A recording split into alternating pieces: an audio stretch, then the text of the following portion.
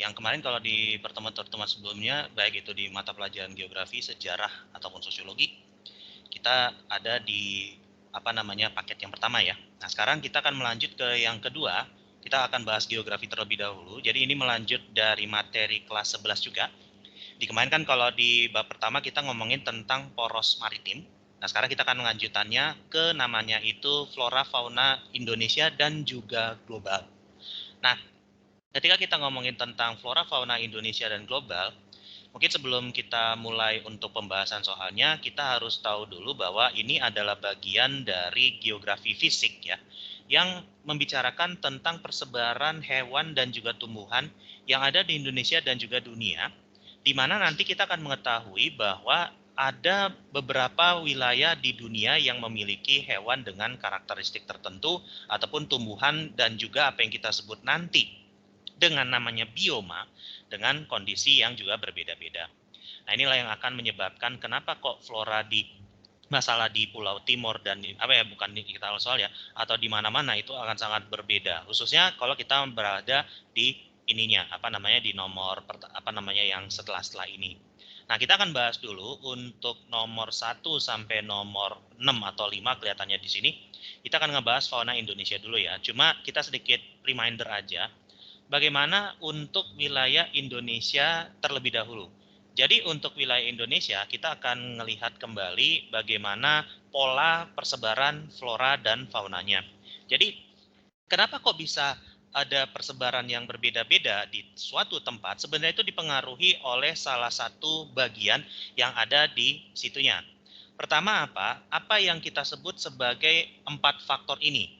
Jadi ada 4 faktor utama yang menentukan persebaran flora serta fauna, bahkan ini juga di dunia ya. Jadi ada yang faktor klimatiknya terlebih dahulu. Jadi klimatik ini dia lebih membicarakan tentang iklim. Iklim, cuaca, angin, hujan, kemudian ada kelembapan juga, bisa juga tentang suhu, itu juga masuk ke klimatik. Kemudian ada juga yang namanya itu edafik. Edafik ini lebih mengarah kepada tanahnya. Nah, makanya kalau tanah ini nanti dia lebih identik untuk ngomongin mengenainya itu adalah tumbuhan. Meskipun ada beberapa hewan juga yang dia itu bisa digunakan untuk faktor edafik ini. Misalnya hewan-hewan mikro seperti semut, seperti belalang, atau misalnya seperti serangga, beberapa jenis serangga, itu sangat tergantung sama kondisi tanahnya.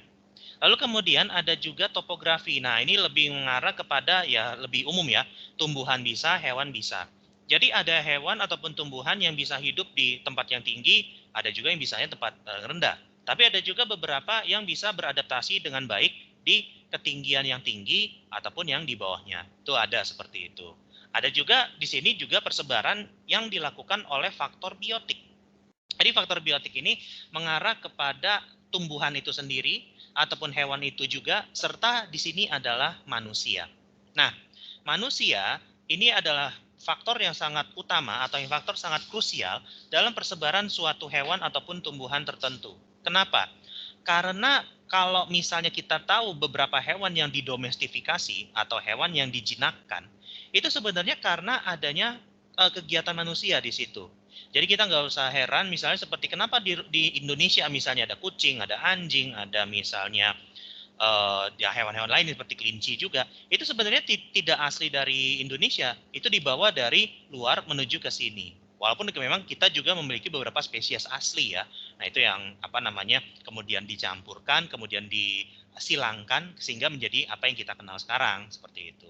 Nah, ini adalah 4 faktor kenapa flora dan fauna itu bisa bisa terjadi ya bahasanya kayak gitu. Nah, sekarang kita akan ngomongin mengenai bagaimana soal yang dimaksud di sini. Nah, sekarang kenapa di sini ada penyebab antara Papua dan Timor? Nah, untuk mengetahuinya, kita akan kembali lagi ke yang tadi untuk melihat bagaimana kok faunanya untuk di bagian tengah. Timor itu dia akan masuk ke wilayah bagian tengah atau yang kita namakan di sini sebagai peralihan. Serta ada juga yang bagian Papua, di sini dia masuk kepada bagian timur. Bisa kita lihat di sini bahwa untuk faunanya itu, tapi kalau di sini flora ya, kalau bukan fauna, flora. Berarti yang ini. Nah, di sini. Kalau Timor ini akan masuk di Nusa Tenggara. Nusa Tenggara di mana hewan-hewannya itu floranya itu kebanyakan ada stepa dan juga sabana. Meskipun di beberapa tempat itu ada juga yang sifatnya itu kayak hutan hujan tropis, terutama di tempat yang banyak pegunungannya. Kita harus tahu bahwa Nusa Tenggara itu adalah tempat yang berkarakter pegunungan. Jadi dia tidak selalu ngomongin tentang stepa dan sabana, meskipun memang sebagian besar yang ada di sana itu berupa yang seperti demikian. Sementara kalau di Papua, dia akan berbentuk seperti ini. Jadi dia bentuknya itu hutan hujan tropis.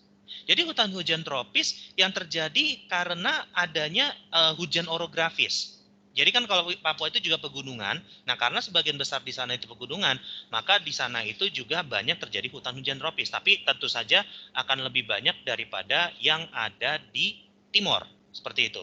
Nah, tetapi apa sih faktor paling utama yang menyebabkan itu berbeda antara Pulau Timor yang ada di Nusa Tenggara dengan ada di Papua? Sebenarnya lebih ke sininya nih. Nah, jadi ada klasifikasi iklim menurut Köppen. Köppen ini akan membagi bukan curah hujan ya, bukan cuma curah hujan tapi suhu. Jadi akan membagi iklim di beberapa wilayah menjadi 5 bagian. Mungkin akan lebih gampang kalau kita tulis saja itu bagaimana sih klasifikasi iklim menurut Köppen. Jadi Köppen adalah seorang ahli iklim asal Jerman dan dia ini muncul ketika Indonesia itu sedang dalam masa tanam paksa. Masa tanam paksa yang istilahnya itu membuat Belanda mencari cara bagaimana biar dia itu biar dia itu bisa menanam tumbuhan yang pas ketika lagi bahasanya itu eh, tanam paksa tadi. Jadi kan tanamannya kan mau diimpor. Nah, mau ditanam di tempat yang cocok nih biar bisa menghasilkan dalam jumlah yang ideal atau yang jumlah yang sesuai. Nah, ketika kita ngomongin mengenai itu iklim Köppen, ini akan dibagi menjadi beberapa. Nah, yang pertama ada yang namanya itu iklim A. Jangan iklim A dulu ya, mungkin kita jangan di sini. Ada yang berdasarkan namanya itu suhu dulu. Sama satu lagi ada yang berdasarkan curah hujan. Gitu ya.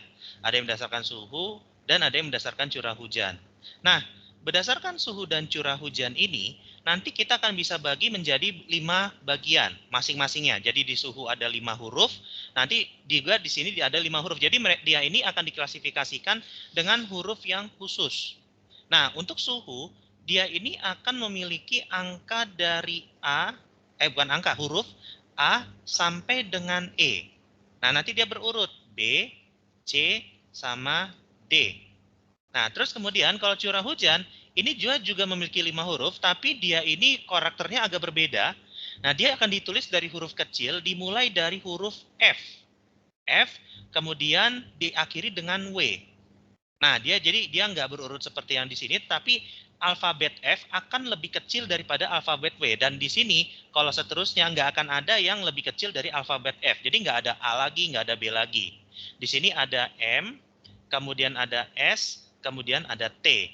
Ya, jadi ini suhu, curah hujan. Jadi suhunya urutannya seperti ini, curah hujan urutannya seperti ini. Jadi kita bisa lihat polanya. Kalau suhu, dia berurut ya, A sampai dengan E berurut. Tapi kalau misalnya di curah hujan, F sampai dengan W, kemudian ada M, S, sama T.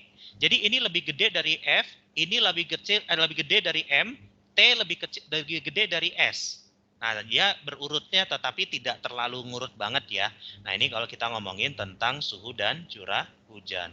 Nah, sekarang bagaimana kalau kita ngomongin mengenai klasifikasinya? Nah, kalau menurut suhu, semakin dia ke huruf A, maka dia akan semakin hangat. Sementara kalau misalnya yang E, dia akan semakin dingin. Kenapa bukan panas? Kalau panas kita nggak akan bisa tinggal di situ karena terlalu ini ya akan mematikan bagi kita. Makanya kita nyebutnya ini hangat ya. Lalu kemudian curah hujan. Kalau semakin ke huruf F, dia akan semakin basah. Sementara kalau ke W, semakin ke kanan, dia akan semakin kering. Gitu. Nah, ini akan membedakan bagaimana faktor iklim yang ada di suatu wilayah. Nah, kalau kita kembali ke soalnya, di sini kita akan bisa melihat pembedaan antara AF yang ada di Papua dengan AW yang ada di Nusa Tenggara. Nah, tadi kalau kita kembali ke ininya, AF ini sama aja dengan tropis basah. Sementara AW ini identik dengan tropis kering. Makanya kalau kita ngomongin tentang tropis basah, tropis kering, ini akan mempengaruhi vegetasi atau mempengaruhi tumbuhan yang ada di masing-masing wilayah. Jadi di sini apa tadi yang sangat membedakan? Yang membedakan di sini adalah kondisi iklim. Kenapa demikian? Ya tadi ya, kalau misalnya di Timor, itu dia memiliki iklim AW. Dengan tipikalnya untuk tumbuhannya lebih banyak itu di sabana sama stepa. Tapi kalau kita bertanya ada hutan hujan nggak di sana? Ada, tapi biasanya lebih ke arah pegunungannya. Sebentar.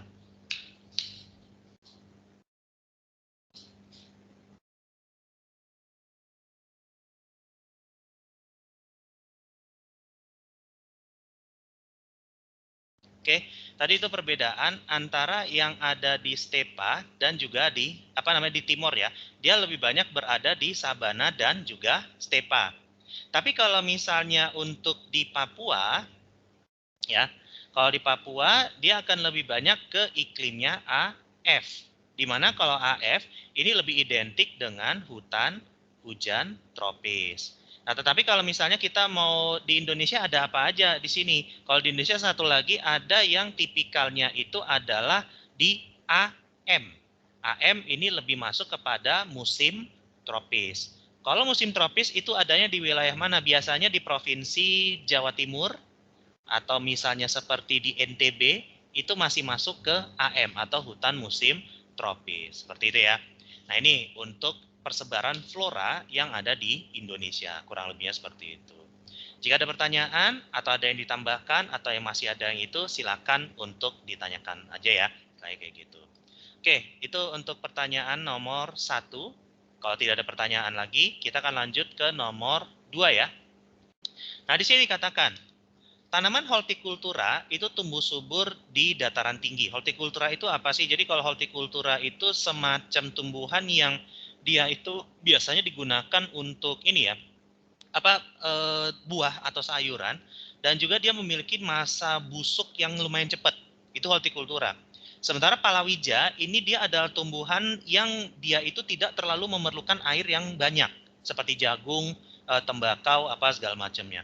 Nah, itu kalau misalnya kita ngomongin mengenai hortikultura, dia tadi ya kayak buah, itu dia masuknya hortikultura. Nah, sekarang hortikultura tumbuh di dataran tinggi, sementara palawija tumbuh di dataran rendah. Nah, di sini apa yang mempengaruhi bagian tersebut? Nah, sekarang di sini kita lihat.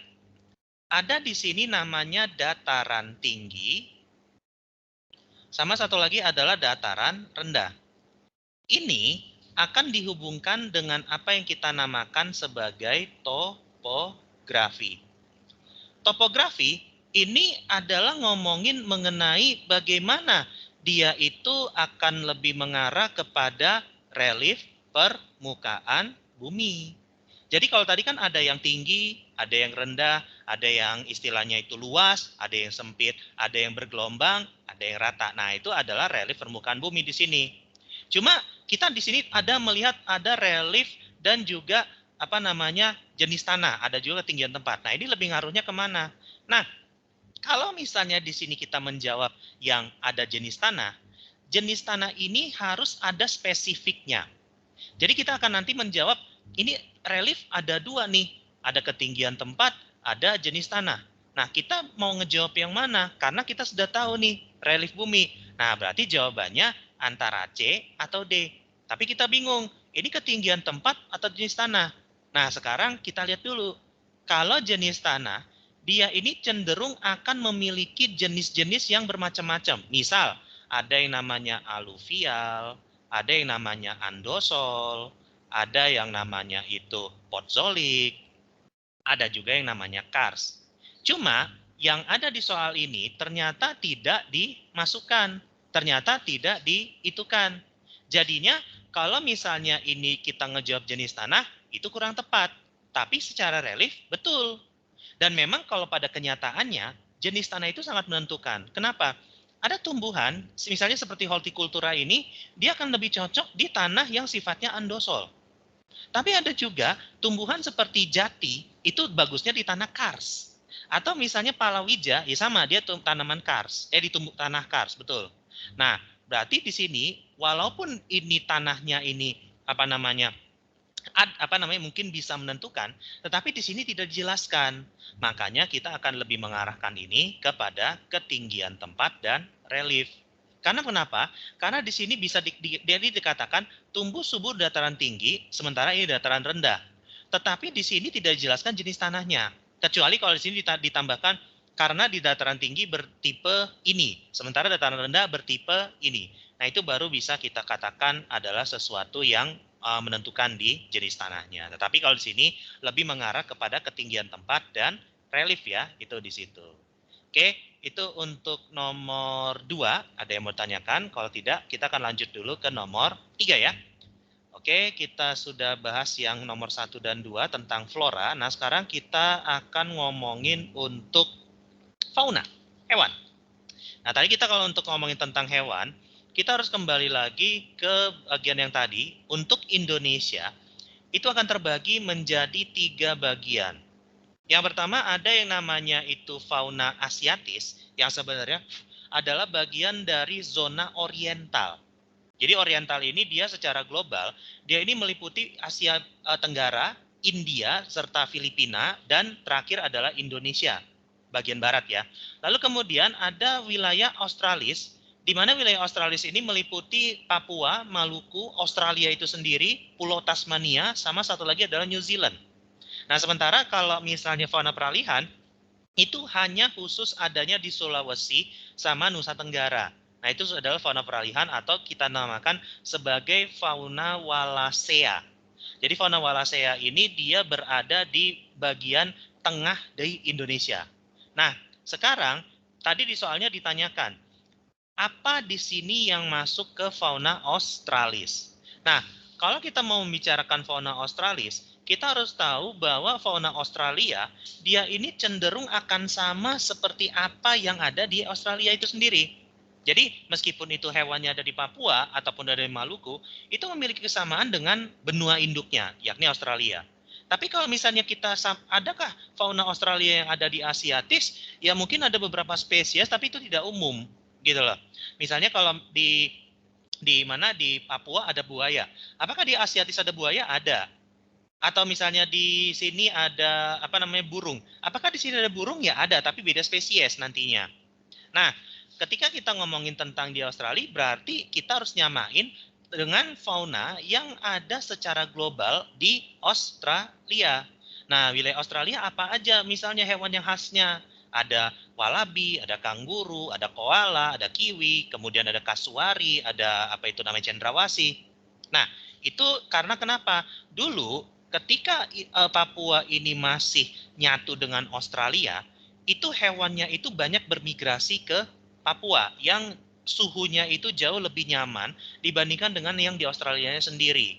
Nah, cuma ketika air laut itu naik karena zaman es yang berakhir, maka terpisahlah Papua dari Australia. Nah, itu yang menyebabkan spesies yang ada di Papua dan ada di Australia itu berbeda, tapi mereka masih ada menunjukkan kesamaan.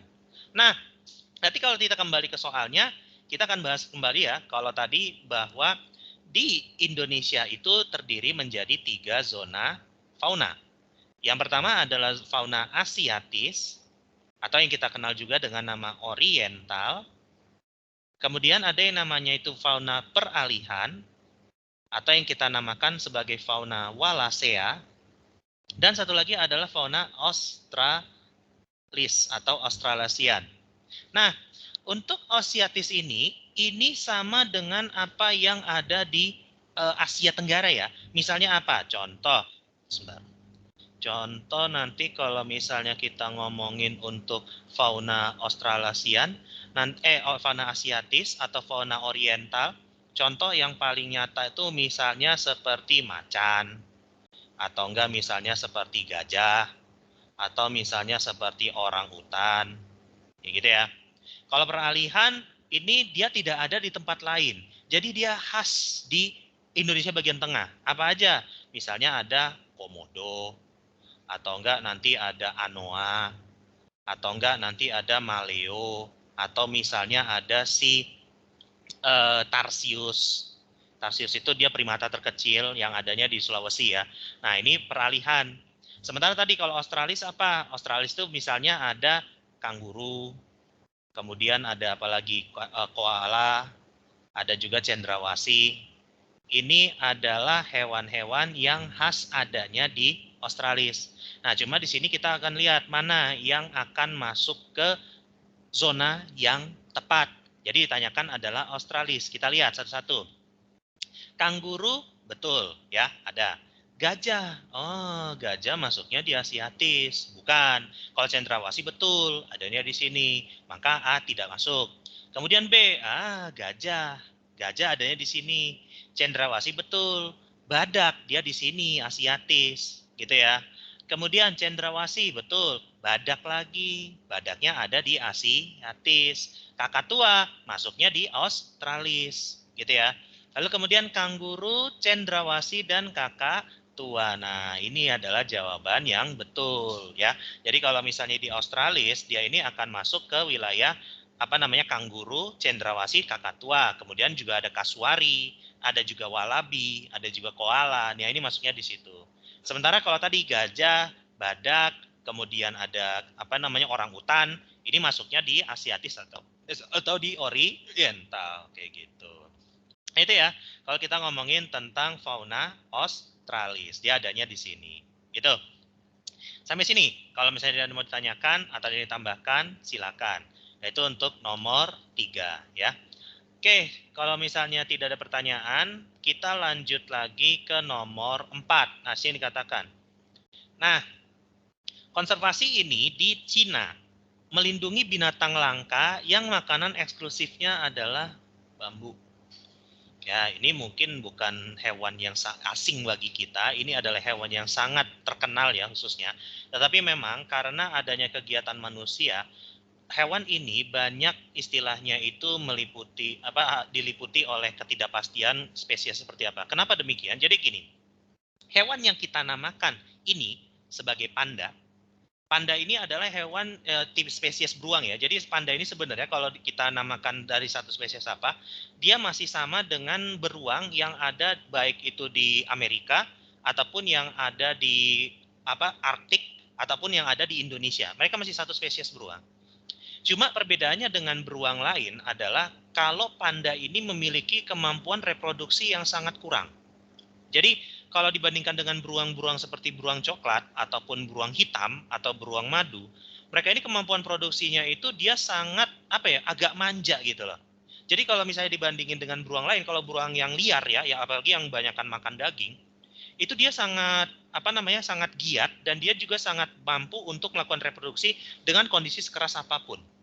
Tapi kalau misalnya panda, itu dia harus berada di wilayah yang sangat tenang, di wilayah yang jauh dari manusia. Jadi dia benar-benar perlu kayak semacam ini ya, kayak perlu ketenangan banget gitu loh. Nah jadi kalau misalnya ada berisik aja, dia nggak mau bikin anak. Bukan misalnya dia nggak bisa, tapi dia nggak mau gitu. Nah itu makanya biasanya untuk pengkonservasian panda ini, dia memang berada di tempat yang agak jauh dari manusia dan memiliki tadi makanan satu eksklusifnya, yakni adalah bambu di situ. Jadi bambu ini memang merupakan makanan mereka yang biasanya digunakan untuk menggerus atau mengunyah. Kalau kita kan bisa mengunyahnya itu ya, tapi kalau beruang dia menggunakan tumbuhan untuk menggerus daging yang biasanya mereka makan. Jadi kalau misalnya kita bertanya, apakah panda juga tidak cuma makan bambu doang? Sebenarnya enggak. Dia juga makan buah-buahan, dia juga makan beberapa serangga. Nah, itu adalah makanan beruang secara umum ya. Nah, cuma kenapa ini dinamakan berbeda ya karena dia memang beruang yang cukup unik ya dibandingkan dengan beruang-beruang lainnya seperti itu. Nah, itu kalau kita ngomongin untuk nomor 4. Nah, tetapi kalau misalnya di sini ada namanya ini yak. Apa itu yak? Yak ini adalah semacam kalau kita nonton Avatar, mungkin kita kenal tokoh namanya Apa. Apa itu ya Yak itu diambilnya dari situ. Jadi dia ini semacam sapi raksasa yang adanya itu di wilayah Himalaya. Jadi yak ini adalah memang hewan khas dari wilayah pegunungan Himalaya yang memang digunakan oleh bangsa Tibet itu untuk mengerjakan pekerjaan yang memang berurusan dengan pertanian. Nah, itu yang ada di sananya. Nah, terus kalau koala ya tadi ya, koala itu yang memang dia hidup di pohon kalau di Australia. Jadi kenapa koala itu adanya di Australia? Karena dia ini hidup di pohon yang namanya itu adalah eukaliptus. Eukaliptus kalau misalnya di bahasa Indonesia jadi apa? Kayu putih. Ya kalau kalian pernah pakai minyak kayu putih, nah itu sebenarnya diambil dari pohon eukaliptus itu. Nah cuma kalau pohon eukaliptus ini, khususnya kalau nanti di bulan Desember, itu nanti akan menjadi sumber kebakaran biasanya. Kenapa? Ya tadi ya, minyaknya itu sangat gampang kebakar. Makanya kalau kalian pakai minyak kayu putih, jangan di ini ya, jangan kalau dibuang jangan di tempat yang panas, pasti kebakar ntar. Mirip seperti kayak di baygon kalau kalian buang ke api pasti meledak. Nah, itu jangan seperti itu. Nah, itu untuk nomor 4 ya. Ini yang jawabannya yang B situ. Oke, itu untuk nomor 4. Nah, sekarang kita akan lanjut dulu ke nomor 5. Nah, ini nih. Perubahan vegetasi dari Jawa Barat yang hutan tropis ke Nusa Tenggara yang berupa sabana merupakan faktor dari apa? Nah, oke, kita kembali lagi ke bagian sininya tadi. Di Indonesia bagian barat dengan Indonesia bagian tengah, apapun yang ada di Indonesia bagian timur, itu berbeda, sebentar. Itu berbeda vegetasinya tergantung dari apa yang ada di sananya. Kenapa demikian? Karena kalau misalnya yang Indonesia Barat dan Indonesia Timur, itu dia cenderung lebih basah. Jadi kenapa dia lebih basah? Karena memang Indonesia bagian barat ataupun Indonesia yang bagian timur banget itu langsung berhadapan dengan Samudra Hindia di sini dan Samudra Pasifik di sini. Jadi ketika kita ngomongin tentang Samudra Hindia dan Samudra Pasifik, itu akan menaikkan awan hujan dari sini menuju ke pulau-pulau yang ada di sekitarnya. Makanya kalau seperti Sumatera bagian barat, Kalimantan bagian tengah, serta Jawa bagian barat, itu masih banyak mendapatkan hujan. Begitu pula kalau di Papua. Papua dia langsung dari Samudra Pasifik, makanya bagian utara dan selatan Papua itu sangatlah basah. Karena kalau di selatan Papua pun ini juga berhadapan dengan Samudra Pasifik juga sebenarnya, cuma nanti akan lebih mengarah ke Australia. Dia akan dekat sekali dengan laut.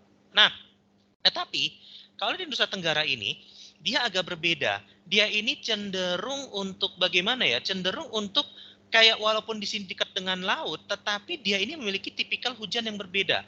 Nah, kita harus tahu bahwa hujan ini kan dibawa oleh angin barat atau yang kita kenal dengan namanya itu angin muson barat. Angin muson barat ini dia bergerak dari sini. Bergerak dari sini dan terus kemudian dia akan menurunkan hujan di sini. Tapi semakin ke timur ini akan semakin berkurang hujannya. Kenapa? Karena sudah terserap di sini. Kenapa terserap di sini? Karena di Sumatera bagian barat dan juga Jawa bagian barat itu penuh dengan pegunungan. Pegunungan ini nantinya akan menciptakan hujan orografis. Hujan orografis yang akan menurunkan hujan di sisi yang di sini, tetapi semakin ke sini itu hujannya akan berkurang. Karena di wilayah khususnya di Jawa Timur sampai dengan Nusa Tenggara itu adalah wilayah bayangan hujan. Jadi hujannya sudah habis di sini duluan. Nah, terus kemudian yang ke sini sisa-sisanya anginnya itu sifatnya kering dan sifatnya panas. Makanya kalau di daerah Nusa Tenggara itu anginnya itu kebanyakan dapat yang panasnya doang.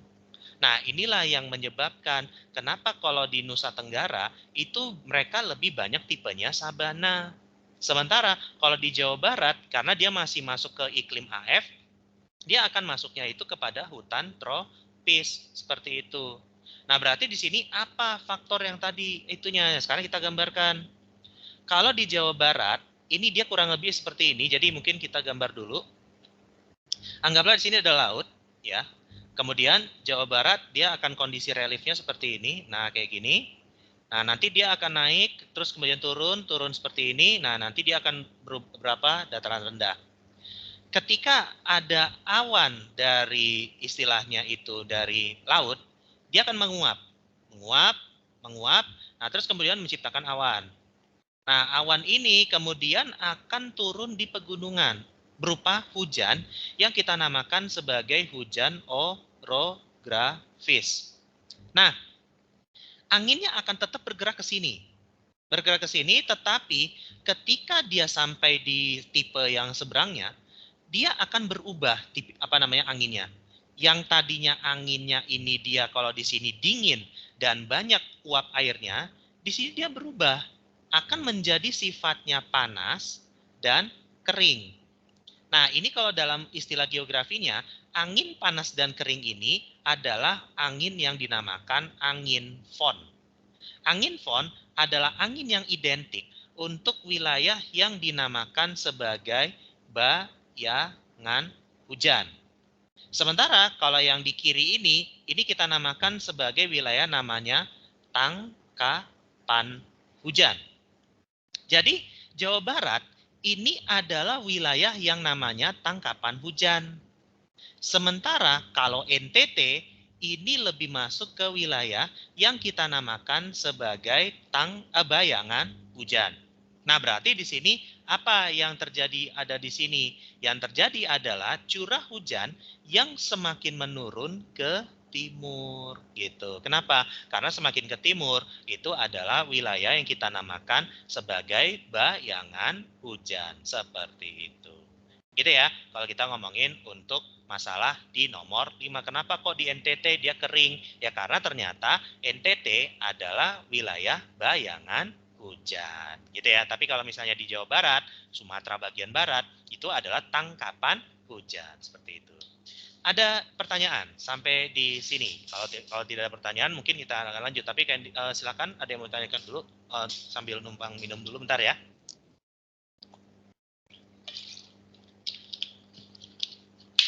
Oke, ada yang mau ditanyakan atau ada yang mau ditambahkan atau masih ada yang kurang? Kalau tidak ada, kita akan lanjut ke nomor selanjutnya. Sebentar.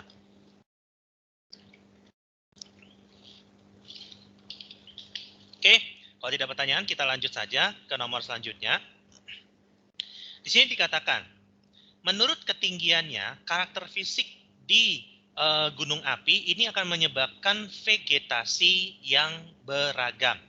Apa yang menyebabkannya? Sebenarnya kita bisa kembali ke lihat di sini. Jadi mungkin kalau kita melihat di gunung, ini kita akan melihat iklim menurut Wilhelm Junghun. Nah, kalau misalnya kita ngomongin tentang Wilhelm Junghun, Junghun ini dia akan membagi wilayah itu menjadi beberapa bagian. Jadi kalau misalnya kita tahu relief dari permukaan bumi yang tinggi, dia akan seperti ini. Nah, cuma kita akan gambarnya gini aja ya. Nah, Junghun itu membaginya ini menjadi 4 bagian. Yang pertama di sini, ya, yang pertama. Kemudian yang 2 di sini, kemudian yang 3 di sini, dan 4 di atas ini. Untuk wilayah bawah, ini memiliki ketinggian antara 0 sampai 600 atau di beberapa juga ada yang dikatakan 700 meter. Sementara yang kedua, ini adalah ketinggiannya 600 atau 700 sampai 1500 meter. Kemudian yang di atasnya lagi, dari 0 sampai 2500 meter. Sementara semakin ke atas, ini sudah nanti akan berbeda. Nah, ini akan memiliki zonanya sendiri. Untuk zona yang di bawah, ini kita namakan sebagai zona panas. Kemudian di atasnya, ini adalah zona yang dikatakan sebagai zona, taruh mungkin yang jangan pakai yang ini. Ini yang zona dikatakan sebagai zona sedang. Kemudian di atasnya, ini ada zona yang dinamakan sebagai zona sejuk. Kemudian yang di atasnya lagi, itu adalah zona dingin. Gitu loh. Nah, kalau misalnya di panas, itu tumbuhannya akan berbeda dengan yang di sedang. Sama yang di sejuk ataupun di dingin, itu berbeda. Nah, kalau misalnya ini di panas, apa biasa ditanamnya? Yang ditanamnya biasanya ada padi, ada kelapa, ada misalnya tebu. Itu masuknya di panas. Tapi kalau di sedang, dari 600 sampai 1500, apa yang ditanam? Biasanya ada kopi, teh, atau misalnya kina gitu. Dia adanya di sini. Tapi kalau misalnya sejuk, contohnya apa? Misalnya sama ya, masih sama. Jadi ada beberapa kopi juga. Kemudian ada sayur, ada juga buah, dia masuknya di sini. Tapi kalau misalnya di atas, itu tidak ada lagi tumbuhan budidaya. Ini masuk kepada tumbuhan perintis, ya, atau tumbuhan yang memang hidup di lingkungan yang cukup keras. Contohnya seperti lumut, paku, atau pinus. Itu masuknya di situ. Nah, di sini kita bisa melihat bahwa antara wilayah panas itu berbeda tumbuhannya dengan wilayah sedang. Di wilayah sejuk, tumbuhannya juga berbeda. Di wilayah dingin apalagi. Maka di sini apa yang menjadi permasalahan untuk di pegunungan? Apa yang menyebabkan tumbuhannya berbeda-beda atau vegetasinya beragam? Ini kita lihat di sini. Ternyata dia memiliki variasi iklim tergantung dari ketinggiannya. Nah, terus kalau kita bertanya, Kak, kan kalau di Indonesia kan kebanyakan dia iklimnya tropis. Masa kita akan memiliki iklim yang berbeda? Iya, beda. Jadi jangan kita beranggapan bahwa di gunung pun tetap memiliki iklim tropis. Jadi iklim ini sifatnya meskipun dia mungkin sifatnya luas, tapi ada di tempat tertentu di mana iklim itu akan memiliki karakter yang berbeda. Jadi kalau misalnya kita berada di ketinggian anggaplah di atas 2.500 meter, itu adalah tempat yang sama dengan iklim dingin. Makanya kalau kita suka mendaki gunung misalnya, kalau kita berada di ketinggian anggaplah di atas 3.000, kita akan merasakan suhunya itu sangat dingin sekali. Kenapa demikian? Karena memang suhunya itu karena makin ke atas itu dia menjauh dari pusat panas bumi. Dari pusat panas bumi yang menjauh, maka di atas itu sangat dingin. Makanya itu juga menyebabkan kalau di ketinggian 3.000, nanti kita akan melihat ada yang namanya itu kita sebut sebagai, mungkin kalau biar kita gampang ya, ada yang namanya batas vegetasi gunung. Batas vegetasi gunung ini dia kurang lebih bentuknya seperti ini. Jadi kalau misalnya kita lihat di gunung tertentu, nah ini dia batas vegetasi. Jadi batas vegetasi, jadi di sini kelihatan sekali di atas puncak gunung itu tidak ada lagi tumbuhan. Tetapi kalau misalnya di sini ada tumbuhan, artinya apa? Karena di atas itu sudah sangat dinginnya sehingga tumbuhan itu tidak ada yang bisa lagi tumbuh. Nah, ini yang kita namakan sebagai perbedaan variasi antara yang ini yang agak rendahan, terus kemudian yang agak ke puncak, sama yang di puncaknya sekali. Itu sangat jauh berbeda. Nah, itu terjadi kenapa? Adanya variasi iklim. Jadi kita jangan beranggapan bahwa, oh, di Indonesia semuanya pasti akan tropis. Enggak juga. Jadi kalau misalnya kita ke Dieng, itu akan tipikal iklimnya itu kalau menurut Koppen, itu akan masuk ke iklim C. Kalau di Dieng. Tapi kalau kita ke Papua di puncak Jayawijaya, iklimnya itu E. Tapi kalau misalnya kita di Jakarta, di Bekasi sekarang ya, Bekasi Barat khususnya, itu iklimnya apa? Apakah kita kan karena kita di Jawa Barat, makanya kita pasti AF? Enggak. Kita itu AM. Jadi Jakarta dan sekitarnya itu AM, bukan AF. Tapi kalau misalnya di Surabaya itu sudah agak mirip ke AW hitungannya. Tapi kalau misalnya di sana dia lebih tipikalnya tuh untuk AM ya, kalau di sana. Tapi kalau misalnya di mana Malang atau di daerah pegunungannya dia AF. Tapi kalau di puncaknya C. Jadi sangat bervariasi iklim yang ada di Indonesia itu seperti apa. Jadi semuanya itu kurang lebih ada, kecuali mungkin seperti iklim BW ya, itu nggak ada. BW itu iklim gurun, Indonesia itu nggak punya gurun. Tapi kecuali kalau yang di Parangtritis itu ada kayak semacam gumuk pasir, tapi itu dia juga tidak bisa dikategorikan sebagai iklim gurun seperti itu. Tapi semua A, C, D, E itu ada kalau di Indonesia. Jadi Indonesia sangat beragam. Kayak gitu ya. Oke, itu untuk nomor 6, itu yang D. Kalau ada pertanyaan silakan, tapi kalau tidak, kita akan lanjut dikit ke nomor selanjutnya. Kayak gitu ya. Oke, nomor 7. Mana di sini yang ditemukan ciri flora kawasan Asiatis? Jadi kalau tadi kita juga ngomongin untuk faunanya, nah sekarang kita suruh ngomongin tentang floranya. Nah, flora untuk Asiatis itu ya tentu saja ya, karena kawasan Asiatis dia akan sama seperti apa yang ada di Asia Tenggara. Kayak gitu ya. Nah, kalau misalnya untuk Australis, ya tentu saja dia akan sama seperti apa yang di Australia. Misalnya di sini dikatakan, nah ini sebenarnya sudah masuk langsung ke jawabannya. Tanaman meranti. Jadi meranti ini apa sih? Meranti ini adalah tumbuhan yang sifatnya ini dia berkayu keras ya. Kayunya keras, kemudian dia memiliki bentuk diameter yang tebal. Diameter tebal dan itu istilahnya menyebabkan bagaimana? Dia ini akan sama seperti apa yang ada di Asia Tenggara seperti itu. Nah, kalau misalnya kita ngelihat di jawaban yang lebih ke itunya, yang jawaban yang B sampai dengan E, kenapa kok itu tidak ada di wilayah di Asiatis? Misalnya di sini ada matoa, ada sagu, ada kayu putih ya tadi ya.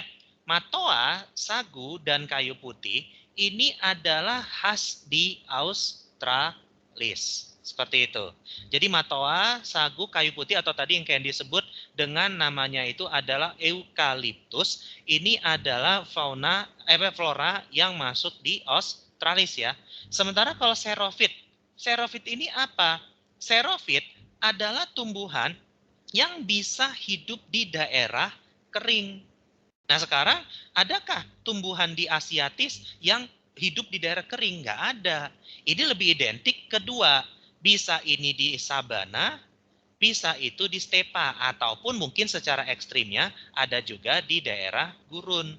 Berarti contoh untuk tanaman xerophyt apa? Ya kaktus, kurma, atau misalnya belukar. Itu adalah tumbuhan yang dinamakan sebagai xerophyt.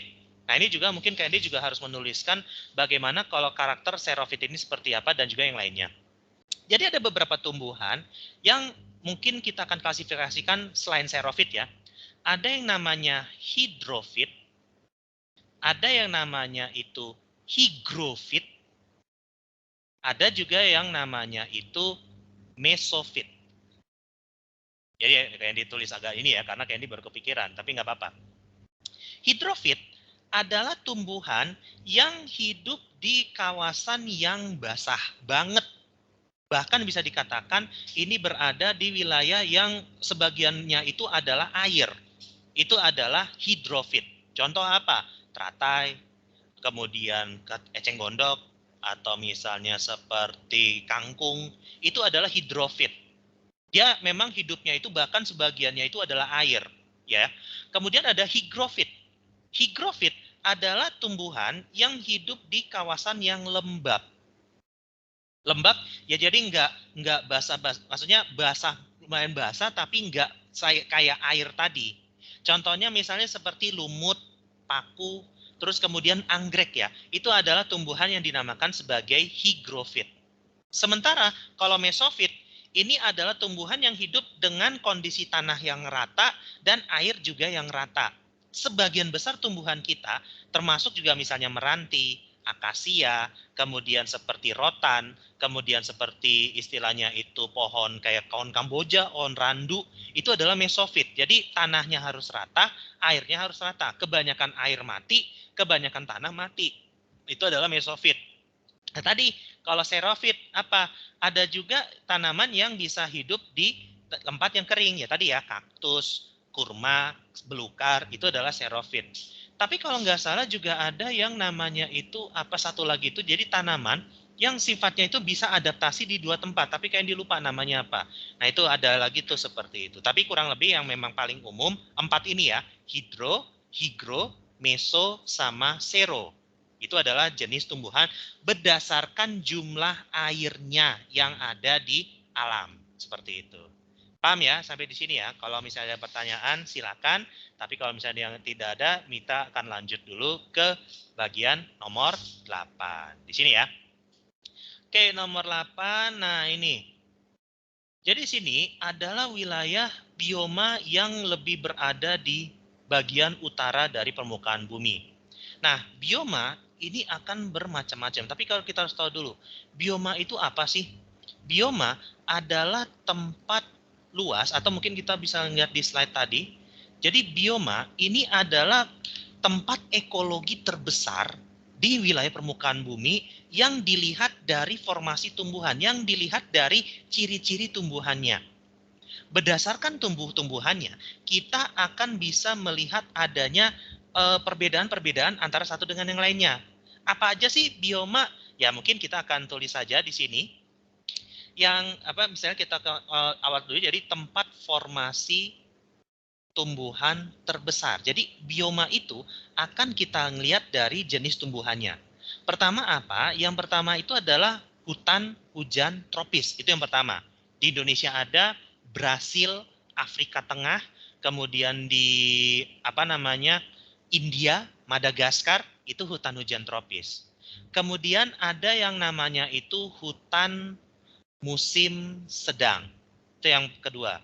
Jadi hutan musim sedang itu nanti adanya di Eropa Barat ya, Inggris, Jerman, Prancis, kemudian di Eropa Selatan seperti Portugal, Spanyol, Italia, itu adalah hutan musim sedang.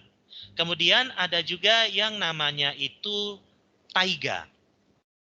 Taiga itu apa? Taiga ini adalah hutan yang sifatnya ini berdaun jarum. Jadi kayak gimana sih penampakan taiga? Taiga itu dia bentuknya seperti ini. Nah ini nih, ini taiga. Taiga ini nantinya akan membagi antara wilayah hutan musim sedang tadi. Jadi kalau hutan musim sedang, dia bentukannya seperti ini, dengan wilayah yang kita namakan itu sebagai tundra. Jadi kalau misalnya kita dari tengah ke utara, nanti urutannya kurang lebih, ini hutan tropis, ke atasnya itu hutan musim sedang, ke atasnya lagi itu taiga, ke atasnya lagi itu tundra. Cuma tundra ini adalah wilayah yang tidak ada lagi tumbuhan-tumbuhan gede. Adanya tumbuhan-tumbuhan kecil, misalnya seperti lumut sama paku. Makanya di sini kalau kita bertanya, ada nggak hewan yang hidup di sini? Oh banyak. Rusa, beruang kutub, terus kemudian singa laut yang apa namanya kayak walrus gitu, dia hidupnya di sini. Nah makanya kalau misalnya kita ngomongin tentang apa tadi ya, ada taiga, kemudian juga ada yang namanya tundra, gitu ya. Kemudian apalagi nih selain tundra? Ya nanti ada juga yang tadi kayak disebut, ada yang namanya sabana dan juga ada yang namanya stepa. Nah sekarang kalau kita bertanya, apa bedanya sabana sama stepa? Padahal di Indonesia misalnya itu berada di satu tempat yang sama, yakni di Nusa Tenggara. Nah sekarang kalau kita bertanya bedanya apa sih? Jadi gini, kalau sabana itu dia akan berupa semak, semak belukar dengan ketinggian antara 3 sampai 4 meter.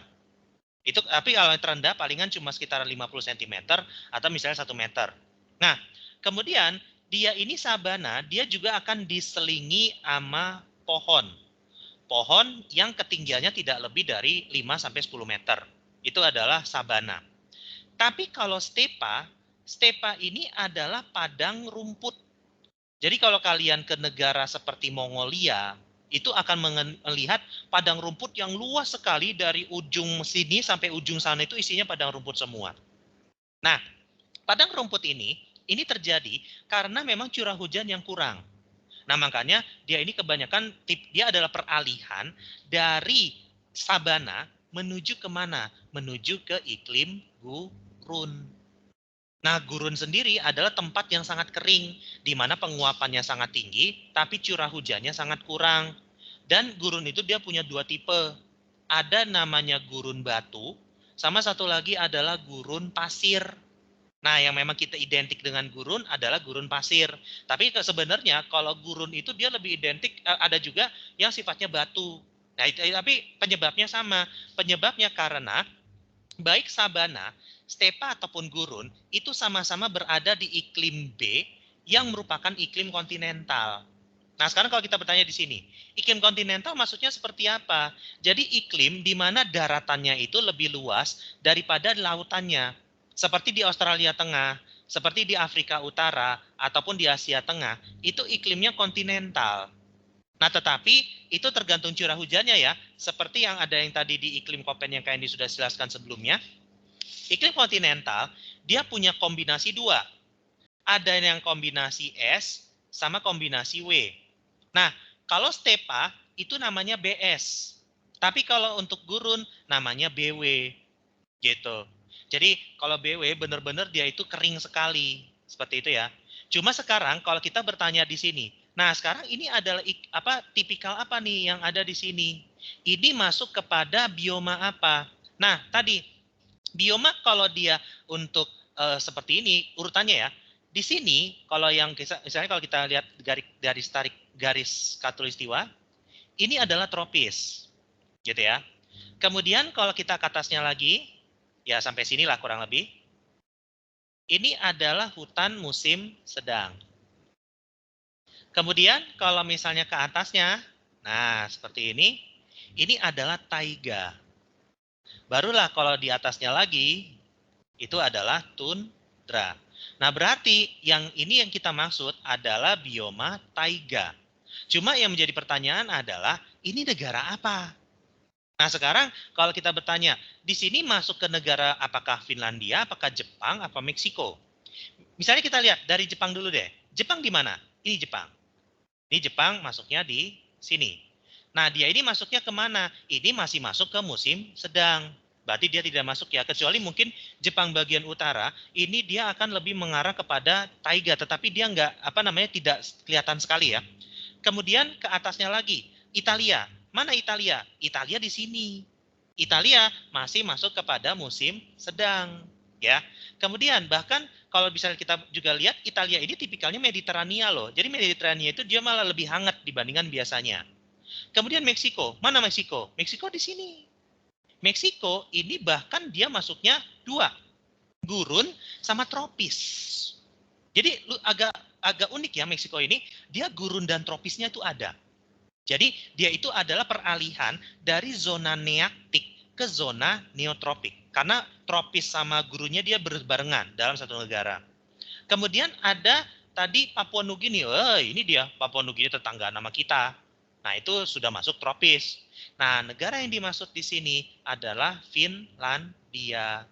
Di mana Finlandia? Nih, Finlandia ini adanya di sini nih. Nih Finlandia. Kayak gitu. Jadi Finlandia ini adalah salah satu negara Skandinavia yang memang identik dengan tumbuhan yang ideal untuk musim dingin, kayak gitu. Nah itu kalau misalnya kita ngomongin tentang flora taiga ya atau bioma taiga. Nah ini adalah bioma yang didasarkan dari formasi tumbuhan yang ada di sana. Jadi ada berapa ini? 1, 2, 3, 4, 5, 6 ya, sama 7. 7 bioma yang ada di dunia atau di global, seperti itu. Oke, itu untuk nomor 8. Kalau ditanyakan silakan, kalau enggak kita lanjut dulu ke nomor 9. Nah, sini dikatakan. Nah, tadi kita sudah membicarakan di nomor berapa tadi? Di sini ya, di nomor 6, bahwa di masing-masing ketinggian itu akan memiliki iklim yang berbeda-beda. Tumbuhan yang ditanam di sini, misalnya di daerah panas, dengan apa yang ada di daerah sejuk ataupun sedang, itu akan berbeda-beda. Nah, sekarang kita ditanyakan apa yang bisa kita lakukan di wilayah berdasarkan ketinggian tempat. Nah, tadi kalau misalnya kita berada di ketinggian antara 0 sampai 700, itu kawasannya panas. Tadi apa yang bisa kita tanam? Yang bisa kita tanam padi, kelapa, bisa juga itu berupa tebu, bisa juga berupa jagung, bisa juga itu berupa tembakau. Gitu ya. Kemudian 700 sampai 1500 itu tipikalnya adalah sedang. Apa yang bisa kita tanam di sini? Macam-macam. Bisa berupa teh, kopi, sayur dulu. Sayur beberapa bagian dan cabai juga bisa. Gitu ya. Kemudian 1500 sampai 2500. Ini adalah tipikal dingin ya, atau mungkin bukan dingin itu di atasnya lagi. Ini lebih identik dengan sejuk. Maka ini akan mengarah kemana? Ini bisa berupa teh juga bisa, kopi juga bisa, tapi kalau misalnya kita bertanya, kenapa kopinya ini jenisnya sama nggak? Kalau yang ketinggian 700 sama ketinggian 1500, beda. Jadi kalau kopi yang di sini, yang di sedang, itu tipikal kopi robusta. Ya, jadi kalau kopi robusta. Sementara kalau yang di sini untuk yang 1500 ke atas itu adalah kopi arabica. Jadi kalau kalian tahu kopi robusta itu karakternya bagaimana? Kalau kopi robusta itu dia lebih pahit. Lebih pahit tapi dia itu bisa harganya lebih murah dibandingkan kopi arabica. Nah, kalau kopi arabica dia adanya di sini. Dia lebih bagus, tapi dia rasanya agak asam. Nah, itu biasanya kalau yang kopi-kopi yang biasa di coffee shop itu, dia makanya kopi arabica. Ya meskipun kalau yang agak murahan dia makanya kopi robusta, tetapi memang kita lebih familiar atau lebih kenal dengan kopi robusta dibandingkan dengan kopi arabica. Bisa seperti itu. Nah, terus kemudian kalau misalnya di atas 2.500, tapi di sini ditambahin dulu kina, ini juga bisa. Dan mungkin seperti apa tuh namanya kalau tumbuhan tuh buah ya, ada beberapa buah yang bisa di sini, tapi juga ada buah yang ada di sini.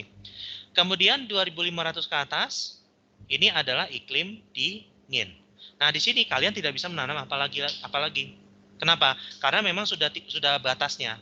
Dan ini tumbuhannya tadi kayak dibilang, tumbuhannya lebih mengarah kepada tumbuhan perintis, lumut, sama paku. Nah, di atas itu sudah nggak bisa lagi untuk tumbuhan apapun.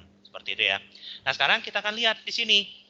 Mana untuk wilayah yang istilahnya itu ngomongin mengenai bahasanya itu dataran rendah dan dataran tinggi. Misal kita lihat ya, sawit, padi, sawah, ladang pada dataran rendah, kopi, teh, kapas, padi sawah, ladang pada dataran tinggi. Nah, kopi, sawah, dataran tinggi. Nah, makanya di sini kita lihat dulu, padi ini lebih identik untuk yang ada dataran rendah. Makanya kita lihat dulu nih ke jawaban selanjutnya. Kita simpan dulu ya, karena ada kopi, ada teh, ada kapas. Kita simpan dulu ya. Kemudian, sawit, padi, sawah, ladang, hortikultura. Hortikultura tadi ya, bisa berupa buah, bisa berupa sayuran. Kita next dulu. Kopi, teh, kapas, padi sawah, ladang, bunga, dan hortikultura. Oke, kita simpan dulu ya. Sawit, padi, sawang, dan buah-buahan tropik pada dataran rendah, kopi, teh, kapas, ladang, kebun bunga, dan hortikultura pada dataran tinggi. Oke, kemudian sawit, padi sawah, dan dataran rendah, kopi, teh, padi sawah, dataran tinggi. Kemudian di sini juga sama, padi sawah, di sini juga ada. Kemudian di atasnya kopi, teh, kapas, padi sawah. Nah, ini dia. Kita sudah bisa menentukan mana yang bisa kita tanam di dataran rendah dan juga dataran tinggi. Karena di semua jawabannya, misalnya di dataran tinggi ada padi, di sini ada padi, di sini ada padi, dan juga di sini ada padi, bisa dikatakan ini salah. Kenapa? Padi akan lebih cocok di sini. Nah, sekarang kalau kita bertanya, emang ada padi di dataran tinggi? Nggak ada. Maksudnya ketinggiannya itu di atas ribuan meter ya, itu nggak akan ada. Padi itu maksimal, itu ditanamnya itu di ketinggian sekitaran 800-an. Itu pun padi varietas tertentu. Jadi dia bukan padi yang memang khusus kayak yang biasa kita makan sehari-hari. Itu beda lagi. Makanya padi yang dimaksud ini adalah yang ketinggian itu maksimal 700. 700 itu ya bahkan sudah bisa dikatakan sebenarnya itu adalah dataran tinggi. Nah, tetapi memang kalau sudah di atas itu sudah tidak ada lagi padi. Maka yang akan lebih cocok ini adanya di sini. Nah, cuma kalau kita bertanya, kok buah-buahan tropik ini kan bukannya tadi kayak dibilang buah adanya di sini sama di sini. Kalau buah yang ada di sini itu rata-rata bukan buah tropik, tapi merupakan buah imporan. Stroberi, kemudian seperti apel, kemudian seperti mungkin buah-buah yang dataran tinggi ya, kayaknya juga agak lupa. Itu dia lebih mengarahnya ke situ. Tapi kalau misalnya seperti jeruk, pontianak, seperti misalnya duku, duren, mangga, itu namanya buah tropik. Buah tropik dia jarang yang ada di dataran tinggi, kecuali memang ada beberapa memang yang spesiesnya itu bisa di dataran tinggi, kayak gitu.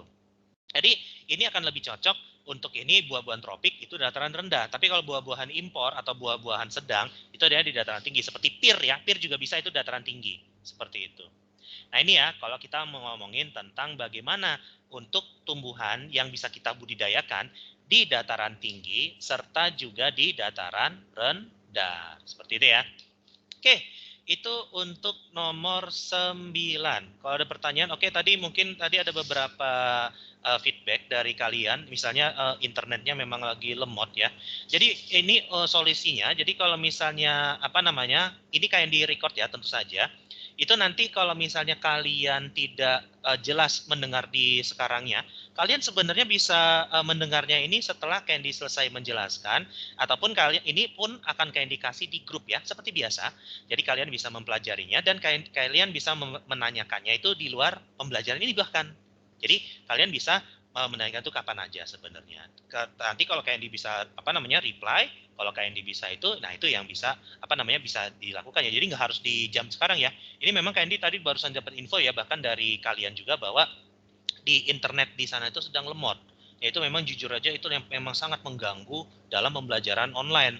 Kenapa? Ya kalau internet lemot apa yang mau diituin? Apalagi kalau kita pakai kuota misalnya, kuota kita yang habis. Nah makanya itu kalau misalnya kalian mengalami gangguan atau kalian mengalami hambatan dalam, ya misalnya tadi dibilang Kak suaranya berebet misalnya, oke. Atau enggak misalnya Kak suaranya nggak jelas, atau kayak Kak di sini memang kita nggak bisa on cam misalnya. Ya itu nanti kayak dia bisa didengerin setelah ini selesai, karena kan Candy nge-record ya, dan itu akan otomatis ada di sistem kalian, itu yang pertama. Dan yang kedua tentu saja ini akan Candy sampaikan ke atau Candy kasih di grup ya. Nah seperti biasa kalau misalnya ada soal yang tidak terbahas, itu kalian bisa kerjakan secara mandiri, kurang lebih ya. Oke, itu untuk nomor 9. Sekarang kita lanjut dulu ke nomor 10. Nah ini dia. Menurut Alfred Russel Wallace, itu ada 7 zona fauna global atau 7 zona yang disebut sebagai ekozone. Ekozone itu ada 7, tapi ada juga yang bilang ada 6, seperti yang ada di sini, dan juga ada yang bilang tuh 8. Ada yang namanya itu, kalau di kita tadi ya, kita sudah menyebut ada 3. Ada di sini oriental atau asiatis, kemudian australis atau di sini dinamakan australasian, dan seharusnya di sini ada yang namanya itu wallacea atau wilayah peralihan. Jadi di Indonesia saja atau Asia Tenggara dan Australia saja itu ada 3. Kemudian sisanya ada apa? Di Afrika ada yang namanya Ethiopian, itu Afrika. Kemudian di Asia Timur, Eropa dan juga sebagian Afrika Utara itu namanya Palearktik namanya.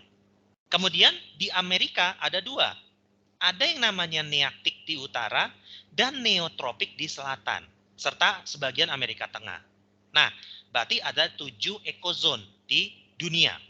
Nah, untuk ekozone tadi mungkin kayak ditulis saja ya. Jadi apa aja sih untuk ini ekozonenya? Pertama tadi ya, ada Palearktik. Nah, di mana Palearktik? Ini hewannya ini adalah berupa hewan-hewan yang tadi identik di Eropa serta Asia Timur. Contoh misalnya apa? Unta, panda, kemudian ada serigala, kemudian misalnya juga ada lynx ya. Nah, itu adanya di situ. Kemudian untuk Nearktik, Nearktik ini akan identik dengan hewan-hewan yang ada di Amerika Utara atau di Amerika Serikat. Contoh, misalnya seperti bison, kemudian ada berang-berang atau beaver, kemudian ada kalkun, kemudian ada juga salamander. Ini adalah ngomongin di Nearktik. Kemudian neotropik. Nah, ini yang dimaksud. Alpaka adalah hewan yang identik di neotropik. Di mana tadi neotropik itu adalah zona Amerika Selatan dan juga Amerika Tengah. Nah, tetapi kalau kita bertanya, apa kalau hewan yang ada di wilayah neotropik? Misalnya apa aja? Ya tadi selain alpaka ya, misalnya ada anaconda, kemudian ada puma, bukan puma merek sepatu ya, puma itu macan beneran. Kemudian jaguar, jaguar bukan merek mobil ya. Kemudian ada juga di sini piranha, kayak gitu ya. Misalnya apalagi Kak selain itu, blood listrik itu ada. Kemudian seperti armadillo itu ada di neotropik, kayak gitu ya. Kemudian ada yang namanya oriental. Oriental ini dia tadi ya, wilayah itu meliputi Asia Tenggara, India, serta di Filipina, serta Indonesia bagian barat. Apa aja? Ya tadi ya, macan. Kemudian ada juga seperti, apa itu namanya, rusa kecil ya, rusa totol. Kemudian seperti, apa namanya, orang utan. Itu adalah wilayah oriental. Nah, tapi di sini juga dikatakan ada Indomalaya. Indomalaya sebenarnya adalah bagian dari oriental. Cuma untuk Indomalaya ini memang dia identik atau khusus untuk wilayah yang meliputi Nusantara. Jadi Malaysia, Filipina, Indonesia bagian barat itu masuknya Indomalaya. Berarti tadi apa aja? Ya tadi ya sama ya, macan, orang utan, kemudian ada tapir, kemudian banteng, Kemudian adalah badak cula 1. Nah, itu masuknya kepada Indomalaya. Nah, karena memang di Oriental itu sebenarnya terbagi dua. Ada yang namanya Oriental Continental, sama satu lagi adalah Indomalaya. Seperti itu ya. Nah, itu kalau kita ngomongin untuk zona ekozon yang ada di dunia. Atau ekozon ini adalah zona fauna yang ada secara global. Kurang lebih seperti itu. Oke, itu untuk nomor 10. Ada yang bertanyakan silakan. Tadi tapi kalau misalnya ada gangguan di internet, pertanyaannya bisa di sehabis kelas ini juga boleh ya, saya seperti itu. Oke, itu untuk nomor 10. Nah, sekarang kita akan lanjut dulu ke nomor 11. Seorang peneliti meneliti pohon yang sangat besar, di mana di sini dia menyatakan bahwa pohon itu adalah pohon baobab. Nah, kalau dari pernyataan ini, akan di manakah ada pohon baobab? Baobab di sini memang kalau kita tahu ya, mungkin kita pengen tahu apa sih pohon baobab? Seperti ini dia bentukannya, pohon baobab. Nah, ini dia pohonnya. Yang kalau kalian ke kampus UI itu ada nih. Nah, ini pohon baobab. Baobab ini adalah pohon yang gede dan ketinggiannya bisa mencapai 12 sampai 15 meter.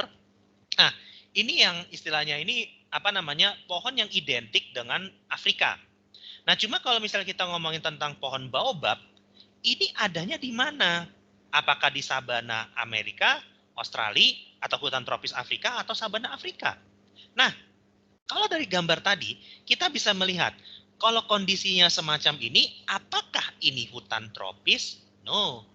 Karena kenapa? Misalnya kalau kita bertanya tentang apa sih ciri khas dari hutan tropis? Hutan tropis, dia ini memiliki pohon yang heterogen, kemudian dia ini sifatnya pohonnya itu rapat, kemudian memiliki tinggi 60 sampai 80 meter. Nah, karena dia ini rapat, maka dia ini juga menghasilkan kelembapan yang tinggi. Itu kalau misalnya kita ngomongin tentang hutan tropis Afrika, termasuk juga di Indonesia, termasuk juga di Amerika Latin. Nah, terus kemudian bagaimana kalau di gurun? Lah, di gurun mah bener-bener nggak ada apa-apa. Cuma ada kaktus dan ada juga apa namanya selain kaktus juga ada ininya ya tadi kurma. Itu kalau misalnya kita ngomongin tentang kaktus dan kurma. Nah, terus kemudian kalau sabana Australia dan Amerika. Oke, sabana Australia dan Amerika ini dia agak berbeda dalam tumbuhannya. Jadi kalau mereka ini cenderung untuk lebih berupa semak-semak. Semak-semak tapi ada pohon juga, tetapi mereka itu memiliki spesies yang berbeda. Karena kita harus tahu, antara Australia dan juga Amerika itu berbeda untuk benuanya, makanya tumbuhan di sana pun juga berbeda. Nah, ini lebih identik untuk baobab itu untuk ke sabana Afrika. Kayak gitu ya. Di sabana Afrika itu punya pohon besar atau pohon khas yang dinamakan sebagai pohon baobab seperti itu. Gitu ya, untuk nomor 11 seperti itu. Oke, kalau ada yang mau tanyakan, silakan atau yang tambahkan. Kalau tidak, kita akan lanjut dulu ke nomor 12 ya. Mungkin akan lebih baik kelihatannya kita bahas dulu semuanya atau semampunya kita. Nanti kalau ada pertanyaan akan lebih bagus kalau setelah ini aja ya bisa di itunya. Karena mungkin takutnya kalian apa namanya tadi ya, koneksi internetnya sangat jelek, itu takutnya akan mengganggu di situ. Oke, itu nomor 11, kemudian nomor 12. Nah, di sini tadi ya. Kita balik sedikit ke nomor. Nah, ini dia, nomor 8. Jadi tadi pertanyaan di soal tadi, di mana wilayah yang wilayah itu ada tundra? Tundra ini di mana? Nah, di sini tundra ini benar-benar ke wilayah yang dekat sekali dengan kutub. Jadi memang ada beberapa negara khususnya yang dia berada di utara sekali, itu dia ngomong apa namanya lebih banyak ngomongin tentang tundra ini. Nah, tundra ini akan banyak di sini, sementara kita akan apa namanya melihat bahwa wilayah tundra itu dia tidak ada sama sekali pohon. Adanya tumbuhan yang berupa lumut serta juga paku di situ. Nah, tetapi sini ditanyakan, mana wilayah yang juga ada tundra di sini? Kita lihat ya. Di sini kita lihat ya. Kanada, Swedia, dan India. Kanada ada. Swedia Ada. India? Ada? Ya enggak. India itu masuknya oriental. Makanya kalau khususnya India bagian selatan, itu malah mirip sekali dengan Indonesia. Nah itu Indonesia bagian barat ya khususnya ya, berarti bukan. Kanada, Finlandia, dan Norwegia. Ini menjadi jawabannya. Kenapa demikian? Karena memang khususnya wilayah utaranya mereka itu berdekatan dengan kutub. Makanya di sana identik dengan apa yang bioma yang disebut dengan tundra. Seperti itu ya. Jadi tundra itu isinya lumut sama paku.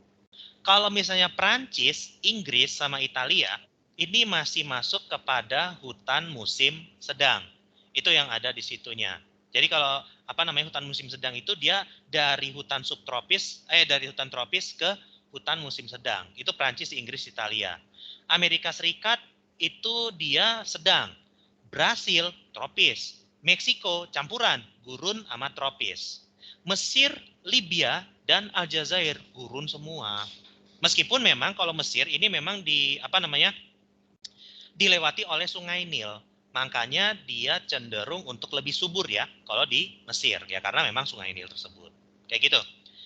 Oke, itu untuk nomor 12. Nomor 12 kalau tidak ada pertanyaan itu kita lanjut ke nomor 13. Ini dikatakan satu wilayah tertimpa musibah berupa gagal panen karena diserang ama tikus. Nah, jika terjadi maka akan terancam kelaparan, makanya harus segera ditanggulangi.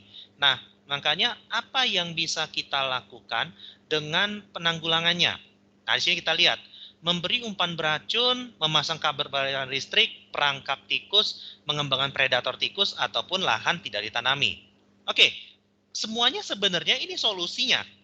Jadi semua yang di sini adalah salah satu cara untuk membuat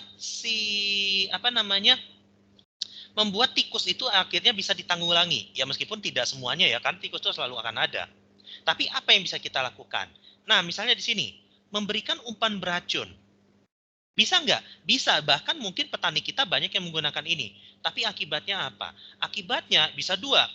Hewan yang lainnya juga ikutan mati, tumbuhannya ikutan mati. Makanya umpan beracun itu salah satu cara yang bisa dikatakan malah lebih nyakitin daripada bikin tikusnya itu hilang gitu loh. Maka ini tidak dijadikan pilihan. Kemudian, nah ini dia. Memasang kabel beraliran listrik di sekitar lahan pertanian. Oke, ditanamlah kabel yang misalnya di sini ada lahan pertanian, kemudian di luarnya itu di perimeternya itu dipasang kabel beraliran listrik misalnya di sini. Nah, yang terjadi apa kalau misalnya kita masang kabel beraliran listrik? Yang mati tikusnya, betul, tikusnya banyak yang mati. Tapi siapa juga yang matinya? Bukan cuma hewan lain, tapi kitanya. Kitanya yang bisa aja mati. Kenapa? Kesetrum. Nah, itu juga harus hati-hati. Memang kalau kabel beraliran listrik ini banyak ditanam di wilayah pertanian yang ada di Australia. Jadi memang di sana itu banyak sekali kabel yang dialiri listrik memang untuk mencegah predator ataupun mencegah hama-hama semacam ini.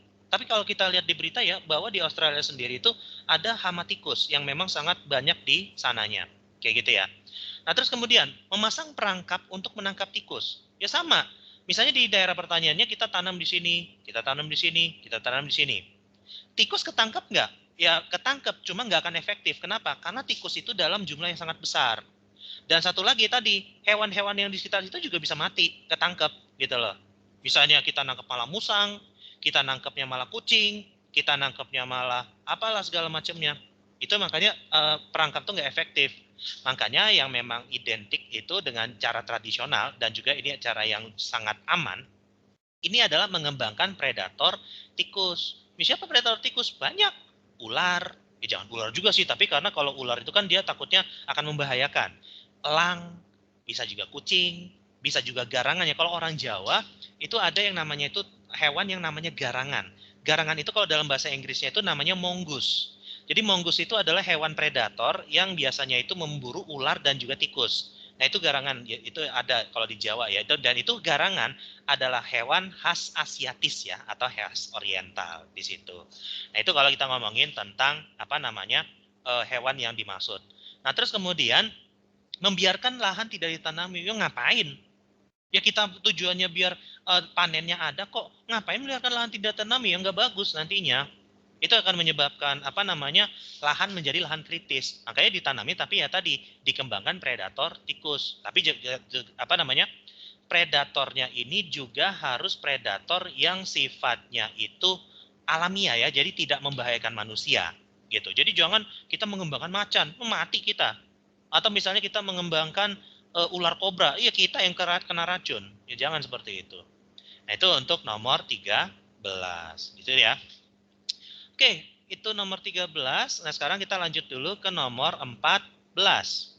Nah, di sini keragaman flora dan fauna, yaitu tadi dipisahkan ya, mungkin kita lihat di gambarnya aja. Ini dipisahkan oleh garis Wallace di sini antara Kalimantan dan juga Sulawesi, serta di sini adalah garis Weber antara Sulawesi serta Maluku yang juga menjadi wilayah Australis. Nah, ini tadi ya, garis Wallace dan juga garis Weber. Flora di Sahul atau di Weber itu disebut Australis karena floranya mirip dengan Australia. Kemudian daratan Sahul meliputi Papua dan pulau kecil di sekitarnya. Nah, kemudian daratan Sahul memiliki hutan hujan tipe Australia Utara yang ciri-cirinya sangat lebat dan selalu hijau sepanjang tahun.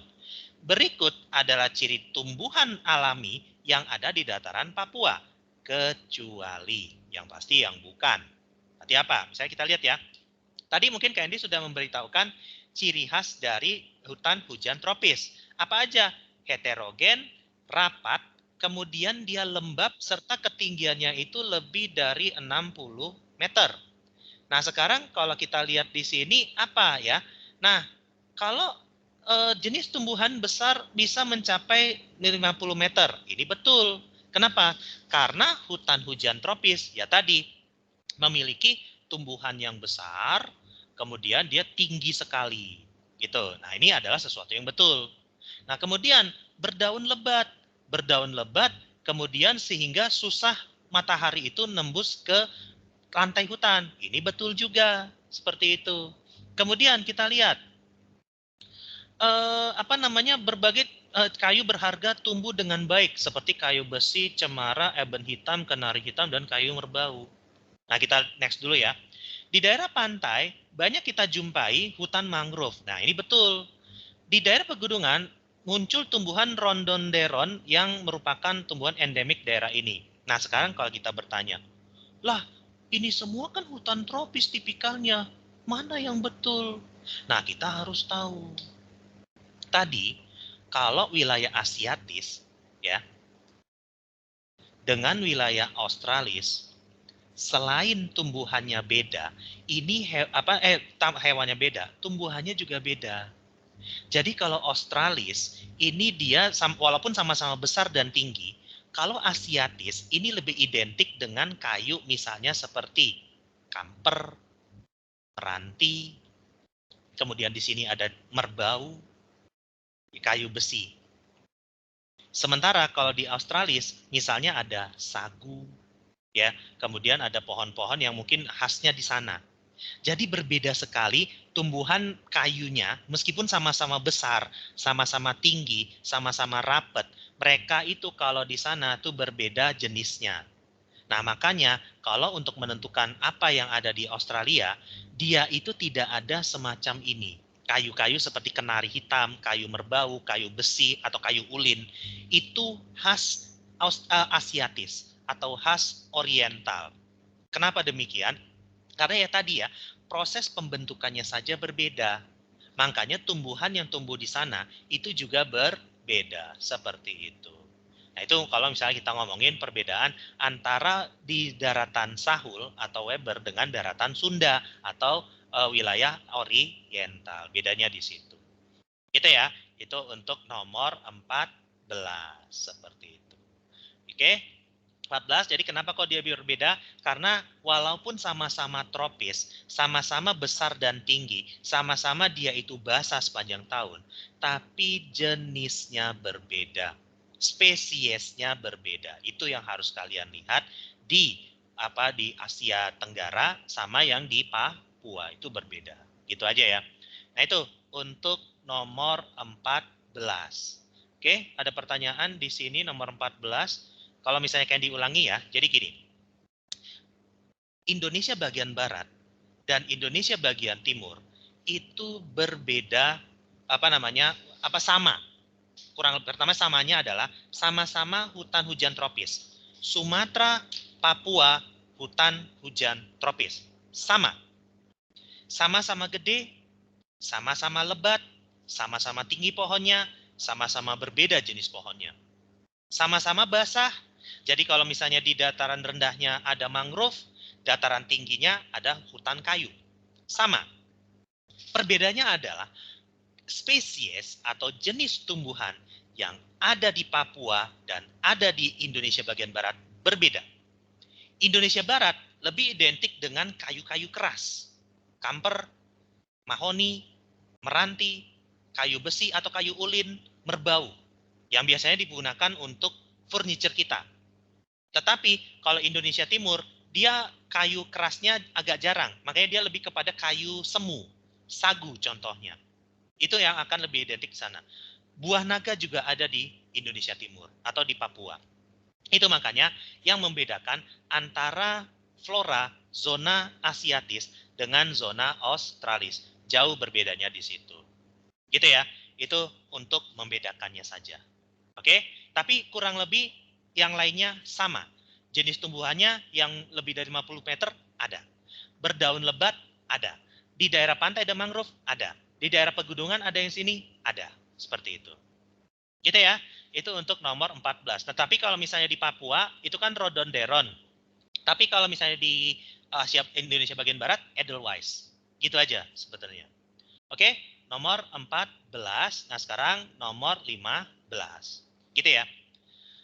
Nah, wilayah flora dan fauna ini terdapat dalam daerah tertentu. Ada di mana tempat di mana flora fauna itu ada tempat di mana flora fauna itu nggak bisa. Nah, ini menunjukkan apa di sini? Apa yang bisa menunjukkan bahwa tadi kita kembali bahwa proses persebaran flora dan fauna ditentukan oleh 4 faktor. Ada faktor klimatik, kemudian ada yang namanya itu faktor edafik, kemudian ada yang namanya itu faktor topografi atau kita sering juga disebut sebagai fisiologis, serta satu lagi adalah namanya faktor biotik. Gitu ya. Klimatik ini ditentukan oleh iklim, suhu, curah hujan, kelembapan. Kemudian edafik ini ditentukan oleh jenis tanahnya, geologisnya, jenis tanahnya, kepadatan tanahnya, itu bisa. Topografi ini ditentukan oleh ketinggian suatu wilayah. Ada yang tinggi, ada yang rendah. Biotik itu ditentukan oleh makhluk lainnya. Sebentar, Candy, sebelum Candy lanjut, Candy ini dulu ada yang harus diituin. Bentar. Ini harus di-tes dulu. Nah, biar enggak itu. Nah, itu dia. Jadi artinya apa? Kenapa kok ada flora dan fauna yang bisanya hidup di daerah tertentu aja? Kenapa demikian? Karena di sini lebih mengarah kepada yang ini. Tidak semua jenis flora dan fauna ada di daerah tertentu. Ini lebih mengarah kepada yang ini nih. Rintangan geografis sebenarnya. Kenapa? Karena akan ditentukan di sininya. Klimatiknya, ada hewan yang bisa hidup di tempat tinggi, ada di tempat dingin, ada di tempat panas. Ada juga di tempat yang jangan terlalu dingin, tapi juga jangan terlalu panas. Ada. Ada juga yang bisa hidup di tanah yang subur, ada juga di tanah yang tandus. Ada juga di tanah yang sifatnya itu berlumpur. Ada juga yang tumbuh di tanah yang pasir. Tapi ada juga misalnya di topografi. Topografi misalnya ada di tempat yang tinggi, ada di tempat yang rendah. Ada tumbuhan yang tadi bisa tumbuh di dataran tinggi, ada tumbuh yang di dataran rendah. Ada. Ataupun biotik. Ada hewan ataupun tumbuhan yang tersebar akibat pengaruh makhluk hidup yang lainnya. Seperti itu. Itu yang akan sangat menentukan kenapa kok di wilayah-wilayah tertentu flora dan fauna itu tidak selalu dapat hidup. Seperti gitu ya. Oke, itu untuk nomor 15. Jadi ini ada totalnya 20 soal. Candy akan ngasih 3 soal ya untuk dikerjakan oleh kalian. Berarti kita akan ngebahas 2 soal lagi. Nah, di sini. Wilayah persebaran fauna oriental. Ya tadi ya, oriental itu meliputi apa? India, Asia Tenggara, Filipina, serta Indonesia bagian barat. Nah, berarti di mana negara yang akan masuk ke wilayah oriental? Kita lihat satu-satu. Papua, Australia, Selandia Baru, dan Tasmania. Bukan. Ini adalah wilayah, sebentar. Ini kalau misalnya Papua, Australia, Selandia Baru, serta Tasmania, ini masuknya kepada Australis. Bukan oriental ya. Kemudian, Jepang, Afrika Utara, Eropa, Rusia, ini masuknya kepada Palearktik. Gitu ya. Kemudian India, Indonesia, Malaysia, dan semenanjung Indochina, Vietnam, Myanmar, kemudian Thailand, Kamboja, dan Laos. Nah, ini yang kita maksud ke oriental. Di mana ini akan menjadi jawabannya. Seperti itu ya. Tapi kita lihat lagi. Meksiko Tengah, Amerika Utara, dan Greenland ini akan masuk kepada Nearktik. Gitu ya. Sementara Amerika Tengah, Amerika Selatan, Meksiko Selatan ya, dan bukan Meksiko Utara ataupun Tengah, Meksiko Selatan dan Karibia, ini akan masuk kepada namanya neotropik, gitu ya. Jadi kalau Australis itu Australia, Palearktik itu Eropa dan Asia Timur. Kemudian kalau Oriental ini yang tadi, Nearktik ini Amerika Utara. Sementara kalau neotropik ini akan masuk kepada Amerika Tengah serta Selatan. Gitu ya. Nah, dengan hewan-hewan yang tadi mungkin Candy sudah jelaskan di sebelumnya. Seperti itu ya. Oke, itu untuk nomor 16 itu lebih kepada yang C. Oke, sekarang nomor 17 dan juga ini untuk nomor terakhir. Sisanya nomor 18, 19, dan nomor 20 itu kalian coba kerjakan secara mandiri ya. Oke, sekarang kita masuk di nomor 17. Yang terakhir di sini pembahasannya. Taman nasional yang melindungi karang-karang yang berbentuk atol. Apa sih atol? Atol itu dia kayak gini. Jadi kalau kita ngomongin tentang atol, atol ini adalah, nah ini dia. Ini dia adalah pulau yang di tengahnya itu ada semacam danau kecil. Itu namanya atol. Jadi ini daratan, tapi di tengahnya ini adalah lautan juga. Nah itu namanya atol. Nah kalau yang di sini dikatakan apa wilayah yang istilahnya itu melindungi karang-karang yang berbentuk atol. Jadi yang karangnya tadi itu berbentuk bulat gitu. Di Sulawesi itu dinamakan sebagai apa? Nah, ini kita ngeliat ya. Kalau Kepulauan Seribu itu di mana? Kepulauan Seribu ini di Jakarta. Ya, berarti bukan Sulawesi. Raja Ampat itu di mana? Raja Ampat itu adanya di Papua. Gitu ya. Kemudian, nah ini ya yang akan menjadi untuk itunya. Kalau Bunaken itu akan ada di Sulawesi. Cuma di sini Candy agak melihat di sini ada yang namanya Takabonerate. Mungkin Candy akan coba search apa itu Takabonerate karena Candy juga baru dengar Bonerate. Di sini dia. Takabonerate juga ada di Sulawesi. Nah, tetapi Candy akan lebih mengarahnya ke sini. Kenapa? Karena kalau misalnya kita ngelihat ya, tadi ada yang namanya Bunaken. Bunaken itu pertama kita harus tahu dulu itu biasanya ada di Sulawesi Utara. Sementara kalau Takabonerate itu adanya di Sulawesi Selatan. Tapi tadi dikatakan karangnya berbentuk atol. Jadi kalau di sini karangnya berbentuk bulat. Tetapi kalau di Sulawesi Utara dia ini lebih kepada karang berbentuk lurus atau linier. Makanya di sini jawabannya bukan Bunaken tapi berupa Takabonerate. Karena dia bentuk karangnya berbentuk atol, bukan berbentuk lurus seperti apa yang ada di Sulawesi Utara atau Bunaken. Tapi sama, mereka juga untuk melindungi terumbu karang nih, Bunaken ataupun Takabonerate ini. Tapi kalau Karimun Jawa itu di mana ya? Ini kalau Karimun Jawa adanya di Jawa Tengah seperti itu. Gitu ya. Oke, ini untuk pembahasan kita untuk hari ini. Dan apa namanya, mungkin hari ini memang banyak sekali gangguan teknisnya, jadi ya Candy mohon maaf jika belum bisa maksimal, ataupun mungkin tadi kelihatannya kalian ada pertanyaan-pertanyaan yang ada di itu, nanti Candy abis ini Candy coba akan baca dulu misalnya kalau kalian bertanya setelah ini. Oke, terima kasih sudah hadir dengan kondisi yang serba terbatas bahkan dari kalian ataupun dari Candy sekalipun. Candy mohon maaf juga kalau misalnya belum maksimal dan masih ada penjelasan yang mungkin terlalu cepat atau terlalu tidak terlalu tidak mendetail ataupun bahkan terlalu detail. Itu karena Candy sebagai seorang manusia adalah tempatnya salah dan juga tempatnya lupa. Nah, di pertemuan selanjutnya kita di Selasa pekan depan, ya semoga aja tidak ada gangguan semacam ini ya. Jadi kita bisa lebih maksimal di situnya. Jadi kalau misalnya mau ada pertanyaan setelah ini, boleh ditanyakan setelah ini ya, kurang lebih seperti itu. Oke, kita akhiri saja dengan bacaan hamdalah, alhamdulillahirabbil alamin, serta kita baca doa penutup majelis, subhanakallahumma wa bihamdika, asyhadu an la ilaha illa anta, astaghfiruka wa atubu ilaik. Oke, silakan kalau mau itu boleh ya, untuk live boleh silakan. Itu aja dulu ya untuk hari ini. Terima kasih, Kak. Ya, silakan, boleh silakan untuk live boleh.